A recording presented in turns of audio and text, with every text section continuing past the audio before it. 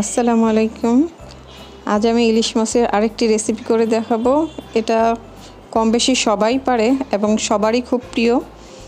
তবে যারা রান্নায় একদম নতুন রাঁধুনি তাদের জন্য আশা করছি এই রেসিপিটা বেশ কাজে দেবে। তো এই রান্নায় কি কি লাগবে, কি কি উপকরণ ব্যবহার করেছি চলুন একবার দেখে নিই। কাঁচামরিচ লাগছে প্রায় 7-8টার মতো, কালো সরিষা বা লাল সরিষা যেটাই বলেন, সাদা সরিষা, পোস্ত তো অবশ্যই লাগবে, পোস্ত নিয়েছি, আর নারকেল নিয়েছি, এটা দিলে ভালো হয়, আর লবণ। আর এই সবগুলো মশলা আমি আজকে শিলপাটায় বেটে নিব। ব্লেন্ডারে করলে এটা ভালো মিহিন হয় না, মশলাটা ভালো মতো মিহিন হলে রান্নাটা খুব ভালো হয়।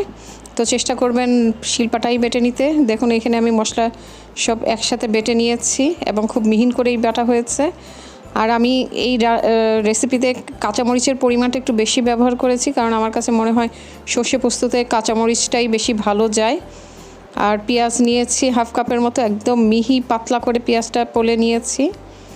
এখন মশলার সাথে আমি পেঁয়াজগুলোর সাথে মশলাগুলো সব মেখে নিব। এছাড়াও আরও কিছু মশলা লাগবে। আমি গ্রেভিটা একটু ঘন হওয়ার জন্য 1 চা চামচের মতো পেঁয়াজ বাটা দিব, আর দিব হলুদ মরিচের গুঁড়া।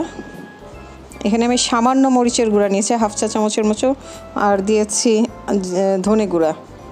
ধনে গুঁড়াটাও হাফ চা চামচের মতো, হলুদও হাফ চা চামচের মতো, আর দিয়েছি হাফ চা চামচ লবণ। যেহেতু আমি বাটার মশলায় লবণ দিয়েছিলাম, আর এই রান্নাটা আমি সরিষার তেলে করব, আপনারা চাইলে সয়াবিন তেলেও করতে পারেন। এখন আমি সব কিছু ভালো করে মেখে নিব।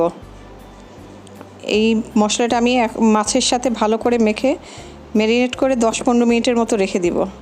ইলিশ মাছ অনেক সময় নিয়ে রান্না করতে হয় না, আর ম্যারিনেট করার প্রয়োজন হয় না, তারপরেও করে রাখলে ভালো। আর আমি এখানে মাছের ডিম ছিল, ডিম সহই কেটেছি। যারা ডিম পছন্দ না করেন তারা ডিম বাদ দিয়েও নিতে পারেন। এখন মাছের সাথে মশলাগুলো আমি ভালো করে মেখে নিচ্ছি। এই রান্নাটা চাইলে ভাপেও করতে পারেন, যদিও আমি আজকে ভাপে করছি না, তাহলে হয়ে যাবে ভাপে সর্ষে পোস্ত। আমি এখন একটা ফ্রাই প্যান নিয়ে নিয়েছি। এখন ফ্রাই প্যানে 2 টেবিল চামচের মতো সয়াবিন তেল দিলাম। যদিও এটার আমি সরিষার তেল দিয়ে মেখে রেখেছি, সরিষার তেল দিয়ে মেনলি রান্না করব। তারপরে আমি ফ্রাই প্যানে সয়াবিন তেল দিয়েছি সামান্য। এখন ম্যারিনেট করা মাছগুলো দিয়ে দিলাম, আর যে মশলাগুলো প্লেটে লেগেছিল সেটা ধুয়ে পানিটা দিব। খুব বেশি পানি দেবার প্রয়োজন হয় না, কারণ ইলিশ মাছ বেশিক্ষণ রান্না করার প্রয়োজন হয় না, খুব তাড়াতাড়ি হয়ে যায়। তাছাড়া পেঁয়াজ বাটা আছে, পেঁয়াজ কুচি আছে, যে মশলাগুলো আছে সেগুলো থেকেও বেশ খানিকটা পানি ছাড়বে। এখন আমি এটাকে ঢেকে 5 মিনিটের মতো রান্না করব মিডিয়াম আঁচে। দেখুন 5 মিনিট পর দেখুন আমি যতটুকু পানি দিয়েছিলাম তার সাথে কিন্তু অনেকখানি পানি বেরিয়েছে। এখন মাছগুলোকে আমি উল্টে দেব।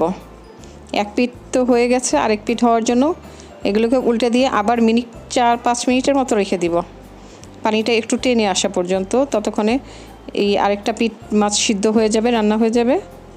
এখন আবারও ঢেকে দিচ্ছি।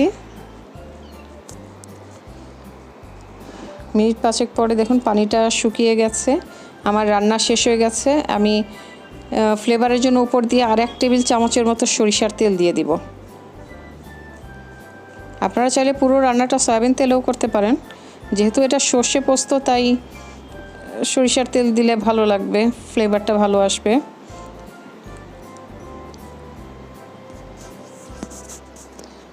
তো আমার তৈরি হয়ে গেল সর্ষে পোস্ত ইলিশ। আমি এখন পরিবেশন করে দেখাচ্ছি। আমার চ্যানেলে এখনও যারা সাবস্ক্রাইব করেনি প্লিজ সাবস্ক্রাইব করে নেবেন, আর বেশি বেশি লাইক শেয়ার দিয়ে দেবেন। আশা করছি আজকের রেসিপিটা আপনাদের ভালো লেগেছে। সবাইকে অনেক ধন্যবাদ।